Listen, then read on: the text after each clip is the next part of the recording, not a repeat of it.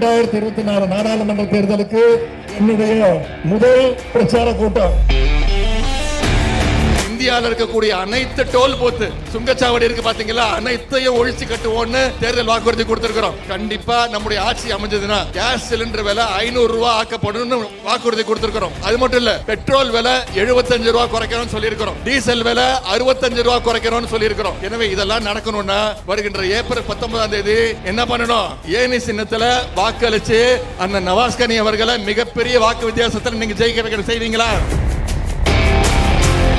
Doctor கலைஞருடைய உயிரினும் மேலான அன்பு உடன்பிறப்புகளே, உங்க அத்தனை பேருக்கும் முதற்க என்னுடைய வணக்கத்தை தெரிவித்துக் கொள்கின்றேன். வருகின்ற ஏப்ரல் 19ஆம் தேதி மிக மிக முக்கியமான நாள். நீங்க வாக்குச்சாவடிக்கு போய் IUML ஏனி சின்னத்துல அண்ணன் நவாஸ்கனி அவர்களுக்கு வாக்களித்து மிகப்பெரிய வாக்கு வித்தியாசத்தில் ஜெயிக்க வச்சு திரு நரேந்திர மோடி அவர்களையும் பாசிச பாஜகவையும் வீட்டுக்கு அனுப்ப வேண்டிய நாள் தான் ஏப்ரல் 19ஆம் தேதி. முடிவு பண்ணிட்டீங்களா?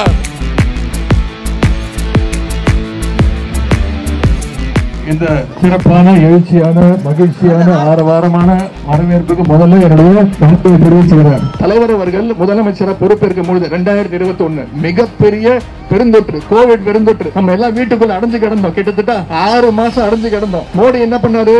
எல்லாம் வீட்டை விட்டு வெளில வாங்க, எல்லாம் தட்டை எடுத்து அடிங்க, விளக்கு எடுத்து காட்டுங்க, கோவிட் பயந்து ஓடி போயிடுன்னு சொன்னாரா இல்லையாமா? பண்ணமா இல்லையா?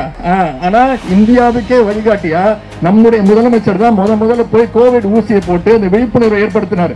இந்தியாவுக்கே கோவிட்ல இருந்து வெளியில வரணும்னா ஊசி போடணும்னு விழிப்புணர்வு ஏற்படுத்தினது தமிழ்நாட்டு மக்கள் நாம தான். இந்த முறை நீங்க எனக்கு ஒரு வாக்குறுதி தரணும். சென்ற முறை 1,55,000 வாக்கு வித்தியாசம், இந்த முறை குறைந்தது 2 லட்சம் வாக்கு வித்தியாசத்துல உங்களுடைய தலைவர் யார வேட்பாளர் அறிவிக்கிறாங்களோ கண்டிப்பா நீங்க ஜெயிக்க வைப்பீங்கன்ற நம்பிக்கை எனக்கு இருக்கு. உங்களுக்கு இருக்கா?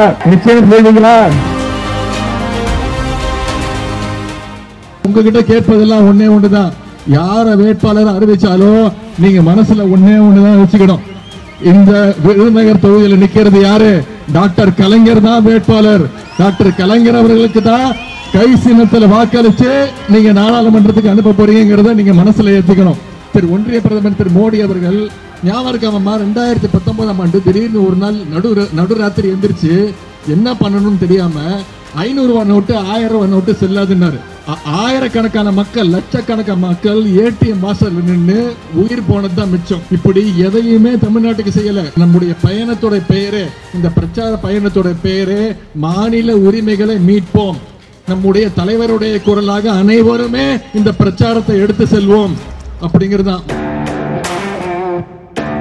வெற்றி பெறக்கூடிய இந்தியா கூட்டணி சார்பாக கழகத்தின் வெற்றி வேட்பாளராக நம்முடைய வெற்றி சின்னம் உதயசூரியன் சின்னத்தில் போட்டியிடுகின்ற அண்ணன் தங்க தமிழ் செல்வன் அவர்களுக்கு வாக்கு சேகரிக்கின்ற இந்த சிறப்பான பிரச்சார கூட்டம்.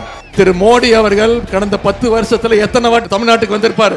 எய்ம்ஸ் மருத்துவமனையை கட்டி முடிக்கிற வரைக்கும் இதை நான் திருப்பி கொடுக்க போறதே இல்ல. 2014 அடிக்கல் நாட்டிட்டு போனாரு. ஒன்னே புடுங்கிட்டு வந்துட்டேன். கடந்த 10 வருஷம் ஒன்றிய பாஜக அரசு தமிழ்நாட்டுக்கு என்ன பண்ணுச்சுன்னு மட்டும் யோசிச்சு பாருங்க. எந்த சின்னத்துக்கு வாக்களிக்க போறீங்க? கையை காட்டி சொல்லுங்க. எந்த சின்னத்துக்கு வாக்களிக்க போறீங்க? இன்னொரு முறை சொல்லுங்க. எந்த சின்னம்?